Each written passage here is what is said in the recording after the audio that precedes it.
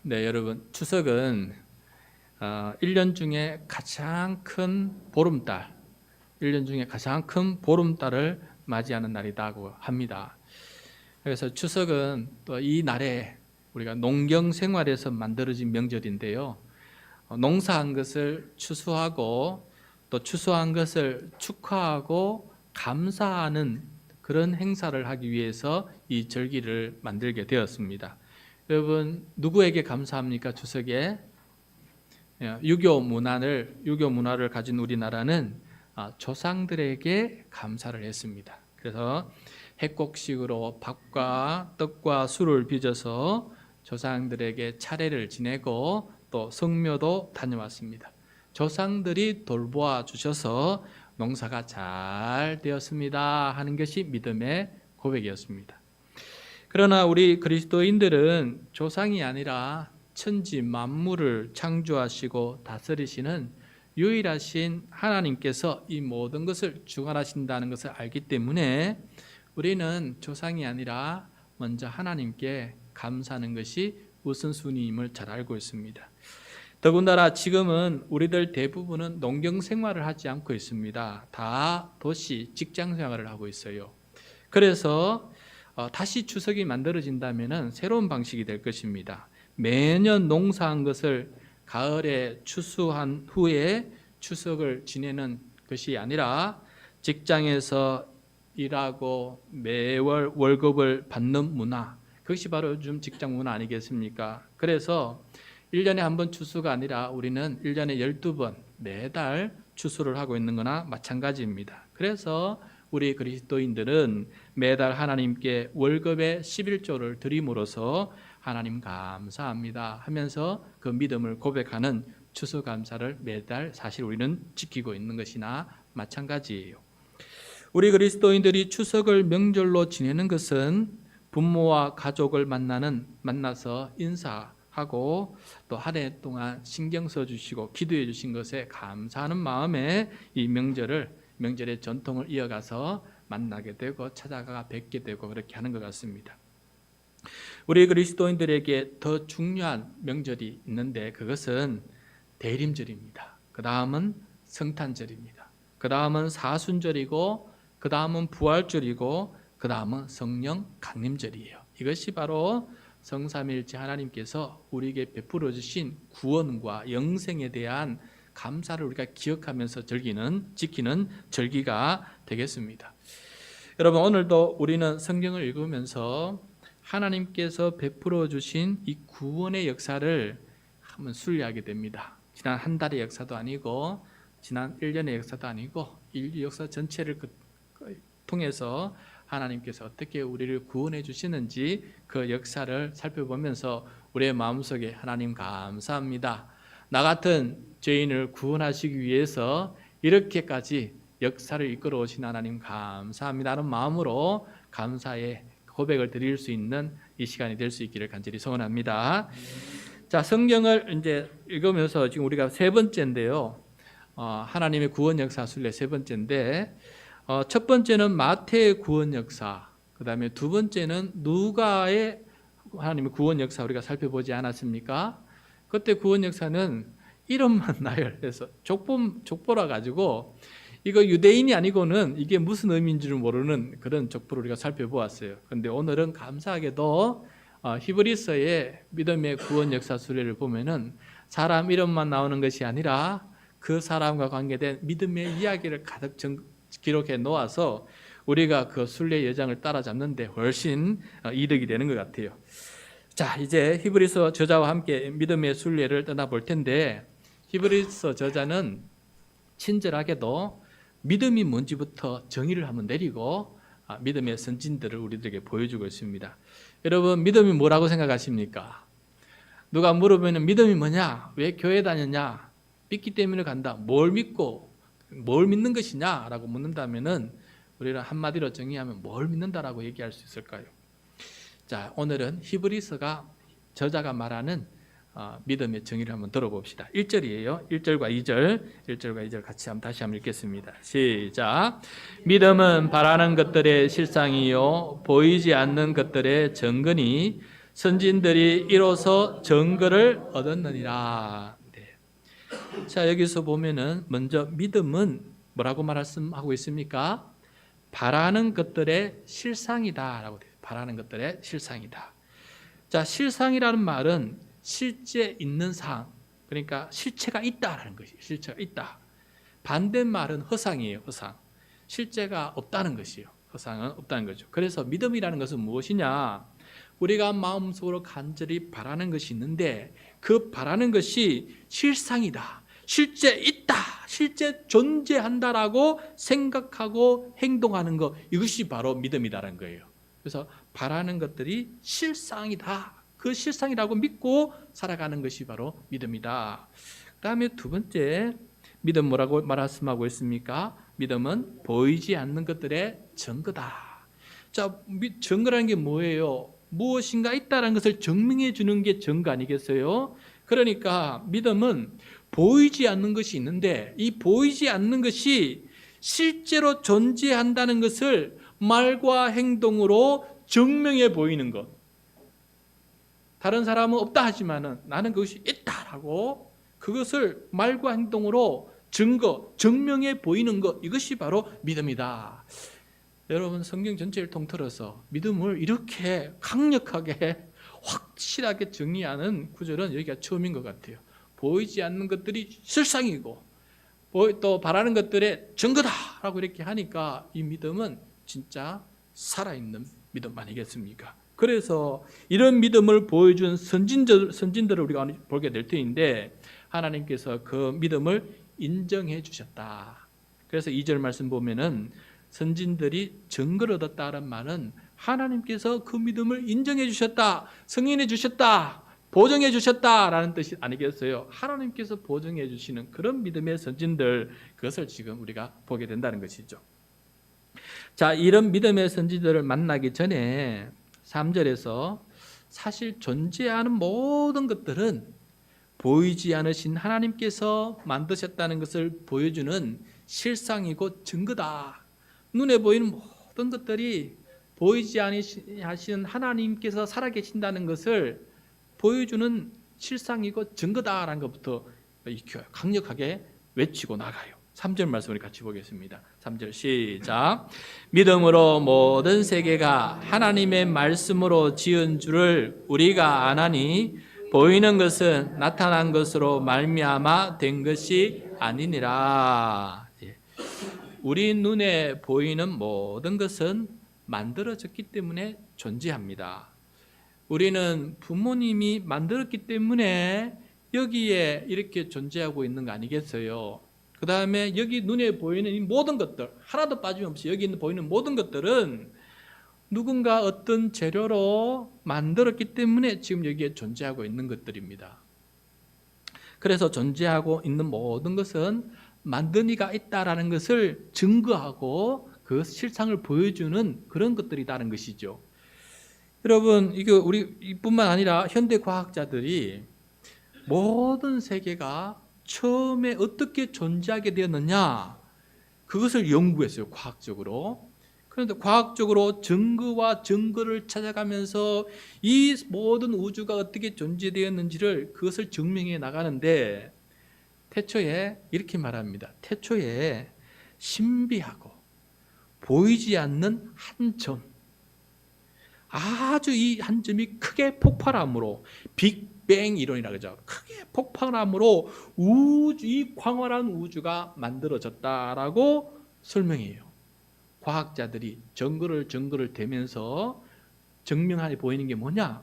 이 우주는 과거에는 한 점이었는데 신비하고 너무나 신비한 한 점이었는데 이것이 폭발해서 이 광활한 우주가 만들어졌다라고 이렇게 얘기를 하고 있는 것이에요. 그런데 여러분, 이 과학자들의 이 증거하는 증거가 믿음이에요. 믿음. 어떤 믿음이냐? 그 점을 본 적이 없어요. 그런 신비한 어마어마한 점이 존재한다는 것도 증명해 볼 수가 없는 거예요. 그런데 있어야만 한 거예요. 그래서 있어야만 한 것이기 때문에 과학자들은 그런 것이 있었다라고 얘기를 합니다. 그런데 그것을 과학적으로 증명해 보지 못해요. 믿음으로 고백합니다. 우리가 그것이 있었다라고 믿습니다. 이게 과학자들의 증거예요. 그러니까 결국 보이는 것은 보이지 않는 것에 의해서 만들어졌다라는 것을 과학도 증명하고 있어요. 이 광활한 우주가 신비하고 보이지 않는 신비한 아주 이상한 아주 작은 점 하나에서 만들어졌다니, 이게 바로 보이는 것은 보이지 않는 것에 의해서 만들어졌다라는 것을 보여주는 증거예요. 그래서 우주라는 것 자체가 과학자들은 이건 도대체 이전에는 한 점에서 보일 수도 없는 그 한 점에서 만들어졌으니 보이지 않는 것에서 만들어졌습니다라고 제 스스로 말하는 것이거든요. 그런데 성경 창세기 1장과 2장을 보면은 보이지 아니하신 하나님께서 보이는 모든 세계를 만드셨고 무에서 유를 창조하셨고 또 만드신 그것으로부터 또 다른 것들을 만들어 가시는 그 창조의 이야기가 다 기록되어 있어요. 그러므로 이 존재하는 모든 것들을 바라보면 이것을 만드신, 궁극적으로 만드신 창조주 하나님이 계시다라는 것을 실상으로 증거해 보여주는 것들이다라는 것이에요. 눈을 들어 하늘의 수많은 별들을 바라보면서 하나님께서 이 모든 것을 만들어주신 증거구나, 이게 바로 실상이구나 하는 믿음이 생기게 되는 것입니다. 그러므로 여러분, 우리 존재가, 저와 여러분이 또 여기 있는 모든 것들이 다 보이지 않은 사람에 의해서 존재가 되었기 때문에, 만들어졌기 때문에 우린 그 실상을 믿고 살아가는 거 아니겠어요? 그것처럼 하나님께서 우리 모든 만물을 만드셨다는 것을 믿고 살아가는 것이 이게 참된 믿음이고, 그것을 올바르게 과학자들도 고백하는데 우리가 고백 안 하면은 이거 엉터리 아니겠어요? 그러니까 그걸 고백하고 인정하고 그 눈으로 이 세상을 바라본다면은 제대로 된 믿음인 줄로 믿습니다. 네. 자, 이제 그러면은 이것을 전제를 하고 믿음의 선진들을 찾아보게 됩니다. 자, 첫 번째 믿음의 선진은 누구일까요? 한번 그 사람을 만나봅시다. 4절입니다. 4절 시작. 믿음으로 아벨은 가인보다 더 나은 제사를 하나님께 드림으로 의로운 자라 하시는 증거를 얻었으니 하나님이 그 예물에 대하여 정언하심이라. 그가 죽었으나 그 믿음으로써 지금도 말하느니라. 여러분, 믿음의 선지는 첫 번째가 아담인 줄 알았는데 아담이 아니에요. 아담이 아니에요. 누구냐? 아벨입니다. 아벨은 믿음으로 제사를 드렸는데 형 가인보다 더 나은 제사를 드렸어요. 가인과 아벨은 아담과 하와의 두 아들 아닙니까? 그래서 둘째 아들 아벨이, 우리 여기도 예배드리면 둘째의 슬픔이 있는데 우리 예한이도 둘째의 억울함이 많아요. 근데 아벨이 형 가인보다 더 나은 제사를 드려서 하나님께 인정을 받았다는 거예요. 하나님은 가인이 드리는 제물을, 형이 드리는 제물을 받지 않았어요. 왜냐하면 의롭지 못하기 때문입니다. 여러분, 가인은 하나님께서 그 예물을 받지 않는다고 하시자 몹시 분하고 안색이 변합니다. 하나님이 받을 수도 있고 안 받을 수 있는 거 아니에요? 하나님의 자유 아니에요?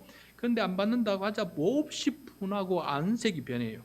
당시 가인은 죄를 지으려고 작정을 하고 있는 상태여서 하나님께서 죄를 다스리라고 말씀하셨어요. 예배드린 그 순간에 가인은 지금 속에서 죄를 지으려고 작정하고 있는데 하나님께서 뭐라 말씀하시냐면, 가인아, 너는 죄가 네 문 앞에 있지만은 너는 그 죄를 다스리라라고 같이 말해 줬어요. 그런데 그 죄를 다스리지 못해요. 나가서 뭔 짓을 하느냐? 들에 몰래 동생을 데리고 나가서 들에서 동생 아벨을 쳐 죽여버렸습니다. 무슨 이유가 뭔지 모르겠지만은 그 시구에 질투인지는 뭔 모르겠지만은 사람을 죽이는 최초의 살인 사건이 벌어지게 된 거예요. 하나님께서 이 가인을 불러서 묻습니다. 가인아, 아벨이 어디 있느냐? 네 동생 아벨이 어디 있느냐라고 물으니까 가인이 이렇게 대답합니다. 내가 아우를 지키는 자입니까? 하면서 그렇게 또 분노하면서 하나님 앞에 죄를 짓는 것을 보게 돼요. 여러분, 가인은 들에서 몰래 사람을 죽이면 하나님께 보이지 않을 것이라 라고 믿었던 것 같아요. 하나님이 눈에 안 보이니까, 그래서 사람들 눈을 피해서 들에서 몰래 사람 죽이면 하나님도 모를 것이다 라는 그런 믿음을 가지고 있었어요. 그게 바로 가인의 믿음이에요. 그러니까 오늘 히브리서에 따른 믿음은 아니지요. 보이지 아니하는 것들의 실상이다 그랬는데, 증거라 그랬는데, 보이지 아니하신 하나님을 여기 살아계시다고 생각하지 않는 믿음이에요. 그러니까 이 믿음은 하나님께서 기뻐하시는 믿음이 아니다라는 것을 말해주고 있는 거 아니겠습니까? 여러분, 우리가 마찬가지예요. 예배를 드리고 일상의 삶을 살아갈 때에도 하나님께서 살아계시다라고 믿고 살아가면 그 믿음은 참 믿음이에요. 보이지 않는 것들의 증거니까. 그런데 하나님 안 보이시니까 내가 하는 것도 못 보실 것이다라고 믿고 살아간다면 그것은 믿음이 아니에요. 히브리서에 따른 말하면 그것은 믿음이 아니에요. 그런 믿음으로 예배를 드리고 제물을 드리니까 하나님께서 안 받으시는 거예요. 왜? 하나님이 살아계시다고 믿지 않는 믿음이기 때문에 그걸 어떻게 받겠습니까? 그러므로 우리가 오늘 아벨이 어떤 믿음을 가졌느냐, 굉장히 위대한 믿음을 가졌다는 사실을 생각하고, 주여 저도 아벨의 믿음처럼 그런 믿음을 가진 사람 되게 해주십시오 라고 이렇게 기도해야 되겠습니다. 자, 이제 두 번째로 만날 믿음의 선지는 누구일까? 5절입니다.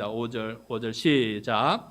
믿음으로 에녹은 죽음을 보지 않고 옮겨졌으니 하나님이 그를 옮기심으로 다시 보이지 아니하였느니라. 그는 옮겨지기 전에 하나님을 기쁘시게 하는 자라 하는 증거를 받았느니라.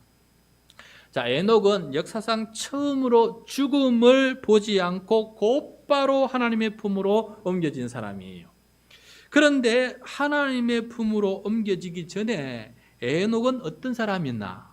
어떤 사람이었느냐? 하나님을 기쁘시게 하는 자라는 하나님의 증거를, 하나님의 인정을 받는 사람이었다는 거예요. 자, 그러면은 하나님을 기쁘시게 하는 사람은 도대체 어떤 믿음을 가졌을까? 하나님을 기쁘시게 하는 사람은 도대체 어떤 믿음을 가졌을까? 6절에서 설명해 주고 있어요. 6절 시작.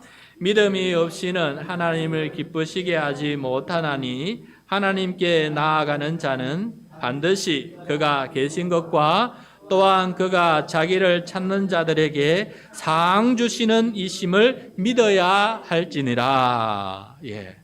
믿음이 없으면 하나님을 기쁘시게 하지 못합니다. 하나님께 나아가는 자는, 저와 여러분처럼 지금 하나님께 나와서 예배하는 자는 하나님이 기뻐하시는 믿음을 가지고 있어야 합니다. 그 믿음은 어떤 믿음입니까? 첫째, 반드시 눈에 보이지 아니하지만은 하나님께서 계신 것을 실상으로 믿는 믿음이에요. 이해되십니까? 반드시 눈에 보이지 않는 하나님께서 살아계신 것을 실상으로 믿는 믿음, 이것이 참된 믿음이다라는 것입니다. 이런 믿음의 모습을 실제로 에녹은 어떻게 보여줬을까? 제가 찾아봤어요. 창세기 5장 24절이거든요. 여러분, 우리 이번에 읽었을 것인데 우리 화면을 보면서 창세기 5장 24절 다시 한번 읽겠습니다. 시작. 에녹이 하나님과 동행하더니 하나님이 그를 데려가심으로 세상에 있지 아니하더라 하였더라. 예. 자, 에녹은 하나님이 여기 계시다라는 것이 실제 현실로 믿겨졌기 때문에 하루하루 하나님과 동행하는 삶을 살았다라는 것을 증거하고 있어요. 주변 사람들이 보기에 에녹은 하나님과 동행하는 것 같다. 하나님께 물어보고 하나님께서 계신 것처럼 행동하고 하나님께서 다 모든 것을 보고 계신 것처럼 옆에 계신 것처럼 그렇게 살아가니까 하나님과 동행하는 사람이었다라고 이렇게 증거하고 있는 것을 보게 돼요. 이게 바로 첫 번째 믿음이에요. 반드시 그가 계신 것을 믿고 살아가는 믿음, 이것이 바로 에녹의 믿음이었다. 두 번째 에녹의 믿음은 하나님께 예배로 나갈 때 기쁜 믿음을, 하나님께서 기뻐하시는 믿음을 가지고 있었는데 그 믿음이 뭐냐? 하나님께서 자기를 찾는 자들에게 상 주시는 이심을 믿었다라는 거예요. 하나님을 찾는 자들에게 하늘의 상, 이 세상의 상이 아니겠죠. 하늘의 상, 더 좋은 상을 주시는 이심을 믿었다라는 것이에요. 여러분, 에녹이 죽음 이후에도 자기는 하나님과 동행하는 상을 받고 싶지 않았을까 생각이 들어요. 이렇게 하나님과 동행하는 것이 즐거우니까 내가 죽은 이후에도 계속해서 하나님과 동행하고 싶은 이 상을 주십시오. 이게 최고의 상입니다 라고 생각하지 않았겠어요? 근데 그 믿음이 얼마나 놀라웠던지 하나님은 에녹과 이거 동행을 중단하지 않고 그를 불러들여요. 여러분, 죽음의 순간은 잠깐 우리가 의식을 잃어버리거나 의식이 흐릿해지게 돼요. 그래서 내가 하나님과 동행하고 있다는 사실을 잊어버리게 돼요. 망각하게 돼요. 그리고 이 죽음의 시간은 그친 다음에 다시금 영이 깨어서 주님을 만나게 되는 거 아니겠어요? 그런데 에녹은 하나님과 동행하는 이 한 찰나의 죽음의 찰나도 없이 그것을 건너뛰어 버려서 곧바로 이렇게 하나님과 동행하다가 바로 저 세상에 가서 하나님과 계속 동행하는 이런 복을 받아 누린 거 아니겠어요? 그래서 이 상이 현실에서도 또 저 세상에서도 바로 받은 사람이 바로 에녹이다라는 생각을 해보게 됩니다. 여러분, 제가 예전에 서울의 종암동에서 부목사로 사역할 때 한 교구를 3년 동안 계속 맡았어요. 근데 대신방을 하게 되면은 봄에 대신방, 가을에 대신방, 요즘은 신방하면은 큰일 나지만은 옛날에는 신방해달라고 난리였거든요. 그래서 봄에 대신방, 가을에 대신방 그래 찾아가면은 어느 한 연로하신 여자 집사님이 계셨는데 이분이 기도 제목을 내시는데 놀라워요. 뭔 기도 제목이냐면은 하나님께서 자기가 잠잘 때 데려가시기를 바랍니다라가 첫 번째 기도 제목이에요. 처음에 그 기도 제목 받았을 때는 당황해가지고 제가 이게 무슨 의미인 줄 몰라가지고 그냥 대충 기도해줬어요. 그냥 적긴 대로 기도해줬거든요. 돌아가서 이제 다른 목사님들 얘기하면서 이게 무슨 기도냐 했더니 보니까 좋은 기도예요. 좋은 기도예요. 아주 복된 기도라고 하는 거예요. 왜 그러냐면 참 늙어서 아프지도 않죠.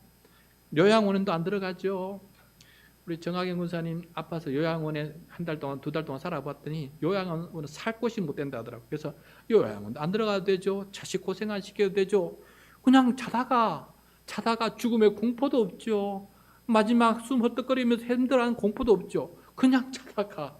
그래서 이게 3년 동안 그렇게 기도해가 두 번째 갈 때, 3년째 갈 때는 제가 간절히 기도드렸어요. 간절히 기도드렸고 3년이 지났을 때 그분이 진짜 돌아가셨어요.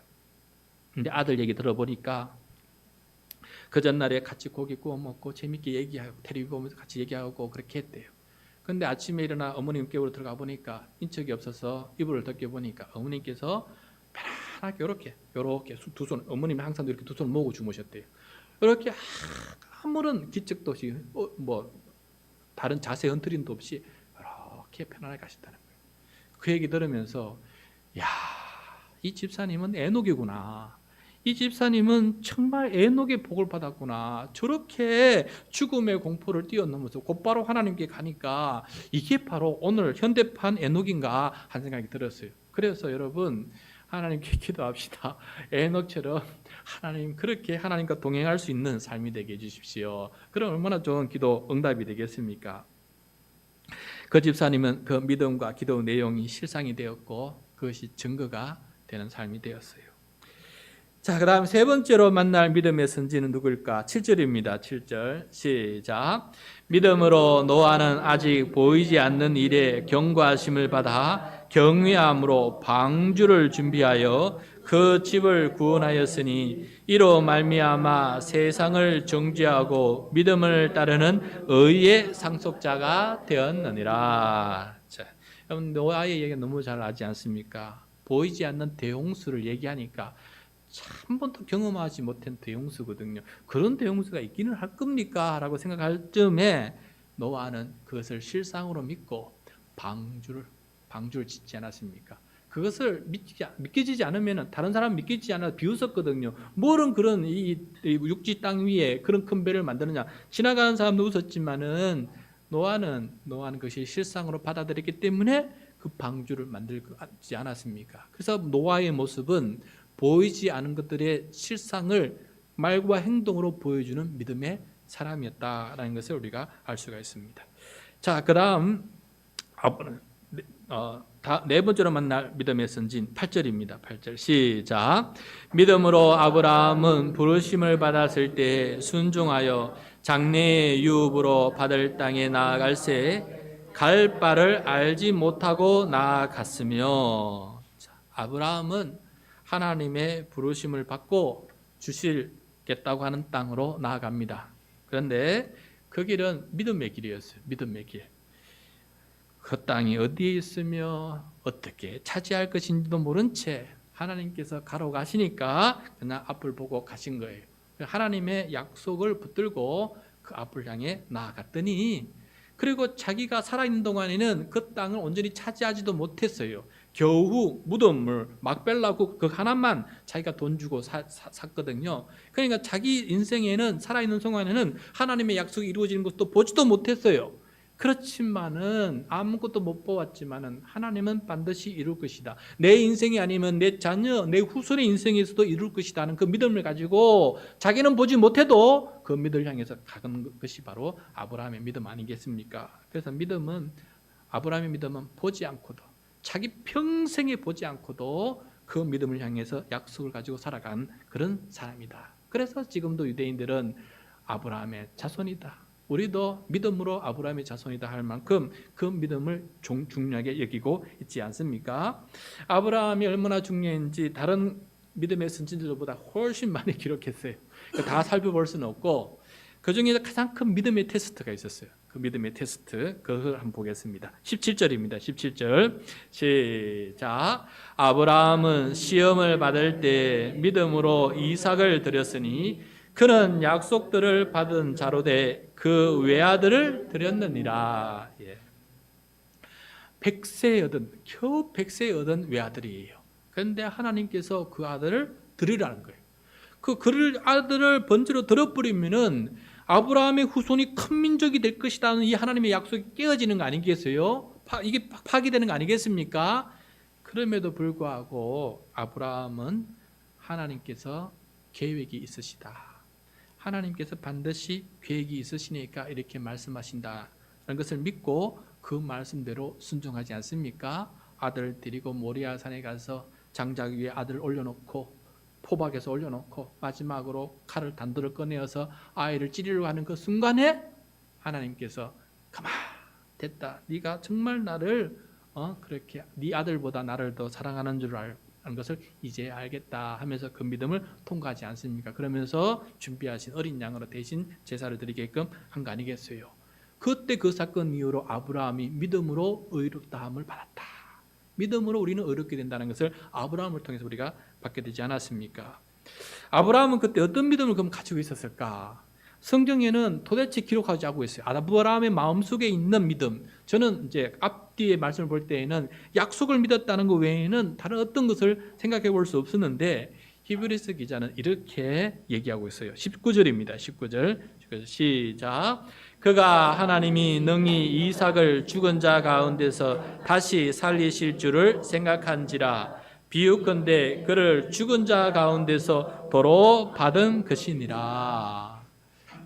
이 히브리서 기자가 성령의 감동으로 이렇게 깨닫게 되었어요. 아브라함의 마음속에 하나님은 살리기도 하시고 죽이기도 하시고 가져가시기도 취하기도 하시고 도로 주시기도 하시고 하나님은 못할 일이 없으시다는 것을 알게 되었기 때문에 죽음을 받아가시는 하나님이라면 생명을 주실 줄도 안다라는 것을 그 마음속에 가질 것이라고 히브리서 기자가 이렇게 성령의 감동으로 알게 된 것이에요. 그러므로 아브라함의 믿음이 참 보통 믿음이 아니다라는 것을 우리가 깨닫게 됩니다. 하나님을 절대 신뢰하는 믿음이었다. 그것을 보여준 믿음이었다. 자, 그다음 아브라함의 아내 사라 이야기가 나오고 이삭, 야곱, 요셉 이야기가 나오는데 짧게 그냥 건너가는 거예요. 그래서 저도 그냥 건너가겠습니다. 그 다음으로 만날 믿음의 선지는 누구냐? 24절과 25절입니다. 24절, 25절 시작. 믿음으로는 모세는 장성하여 바로의 공주의 아들이라 칭함받기를 거절하고 도리어 하나님의 백성과 함께 고난받기를 잠시 죄악의 낙을 누리는 것보다 더 좋아하고. 자, 모세는 애국 공주의 아들로 입양이 되었어요. 그러니까 호의호식하면서 살 수가 있었어요.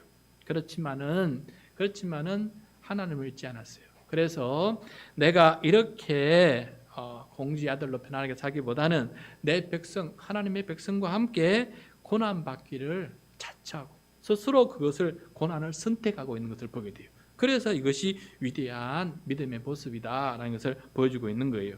그래서 그 믿음이 결국은 어떤 믿음이 있냐? 또 26절에 추가로 설명하고 있습니다. 26절 시작. 그리스도를 위하여 받는 수모를 애굽의 모든 보화보다 더 큰 재물로 여겼으니 이는 상 주심을 바라봄이라. 자, 애굽의 모든 금은 보화보다 모세는 차라리 수모를 당하는, 하나님을 위해서 수모를 당하는 것이 하나님의 입장에서는 더 큰 재물이 된다 라고 믿었어요. 놀랍지 않습니까? 이 금은 보화보다 내가 하나님 때문에 받는 이 고난이 하나님 나라에서는 더 큰 상이 되고 더 큰 재물이 되고 쌓인다는 것으로 믿어버린 거예요. 엄청난 믿음 아니겠어요? 그래서 모세는 그 이후로 이 이스라엘 백성을 이끌고 40년 광야를 지나서 약속의 땅에 이르기까지 자기에게 돌을 던지고 자기에게 지도권을 무시하고 다른 지도자를 세우려고 그러고 할 그 모든 수모를 겪을 때에도 모세는 그것이 오히려 이 모든 수모가 하늘나라에 쌓이는 상급이다라는 것을 믿고 하나님만 부르고 가는 거예요. 그게 바로 히브리서가 말하는 믿음이다라는 것을 우리에게 가르쳐주고 있습니다. 자, 그 다음 믿음의 선진을 만나봅시다. 30절, 31절입니다. 30절, 30절 시작. 믿음으로 7일 동안 여리고를 도니 성이 무너졌으며 믿음으로 기생 라합은 정탐꾼을 평안히 영접하였으므로 순종하지 아니한 자와 함께 멸망하지 아니하였도다. 자, 여기서 이름은 안 나오지만 여호수아의 믿음이 나와요. 하나님께서 여리고성을 점령할 때 하루에 한 번씩 돌아라는 거예요. 그것도 침묵으로 행진하라는 거예요. 이런 전쟁 방법은 이제까지 없어요. 이런 전쟁 방법 없어요. 그런데 한 바퀴 돌죠. 7일 동안 이틀, 3일, 4일, 5일 그리고 7일째에는 7바퀴를 돌아라는 거예요. 그래서 토탈해서 13바퀴를 침묵으로 돌았어요. 누가 보면 바보 같아요. 그런데 여호수아는 하나님께서 이 성을 주신다라고 믿었기 때문에 그 말씀에 따라서 하라는 대로 그렇게 13번이나 침묵 행진을 했던 거예요. 그리고 마지막으로 하나님께서 한번 함성을 지르라고 질렀더니 그 성이 와르르르르 무너진 거 아니겠어요? 그래서 여리고 성이 어떻게 무너졌느냐? 믿음으로 무너진 거예요. 하나님께서 무너뜨려 주신 겁니다. 자기들이 거기에 벽에 손댄 거 없어요. 그 다음에 그때 정탐꾼으로 보냈던 사람이 있었는데 살몬이 있죠, 그죠?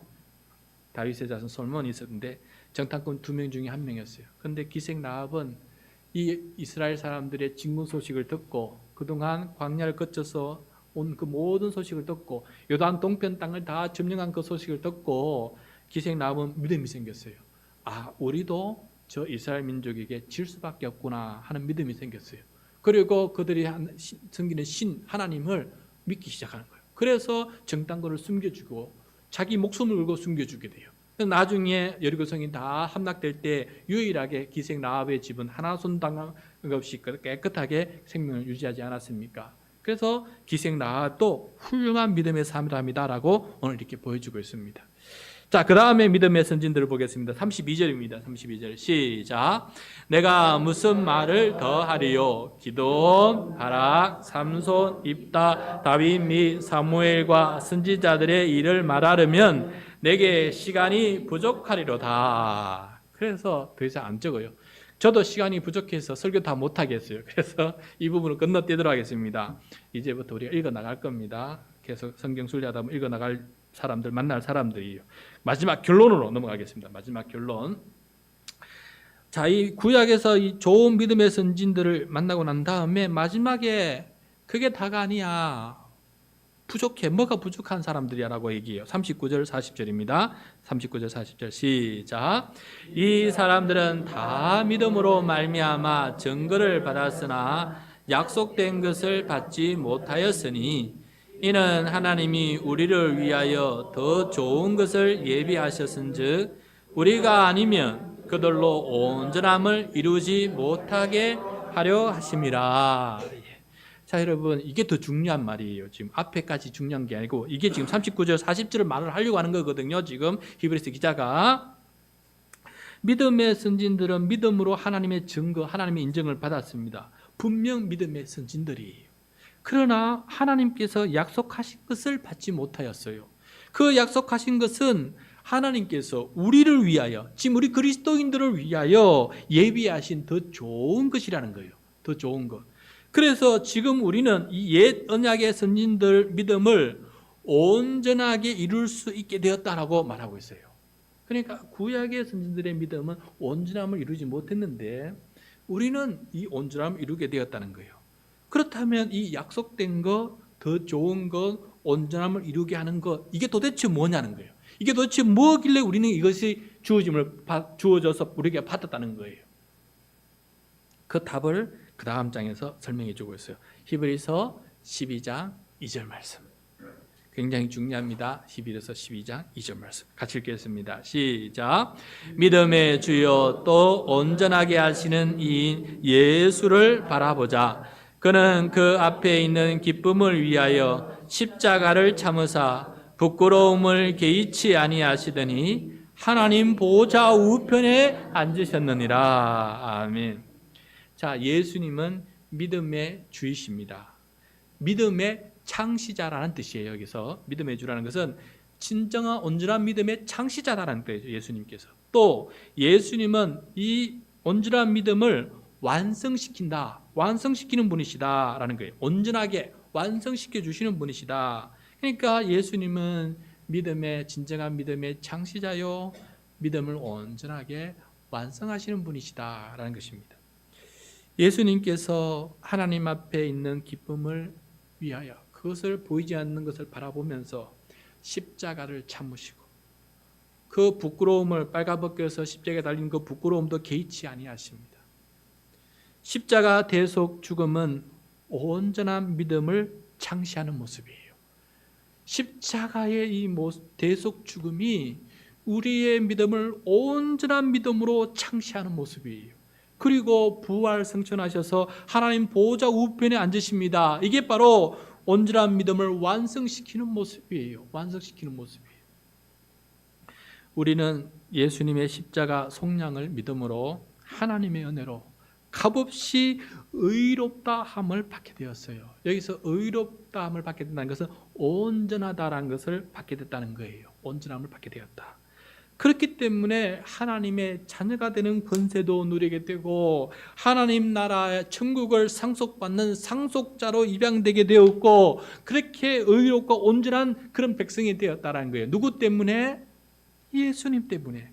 그래서 예수님께서 우리 안에 거하실 때 우리는 그야말로 하나님의 자녀 되는 권세를 누릴 수 있고 하나님 나라의 상속자가 되는 권세를 누릴 수가 있어요. 옛 믿음의 선진들은 이러한 권세를 온전히 누리지 못했다는 거 아니겠습니까? 이런 권세를 누릴 수 있는 것은 누구입니까? 바로 예수 안에 있는 우리가 바로 그런 믿음의 권세를 누릴 수 있는 사람이 되었다는 것을 말씀해 주고 있습니다.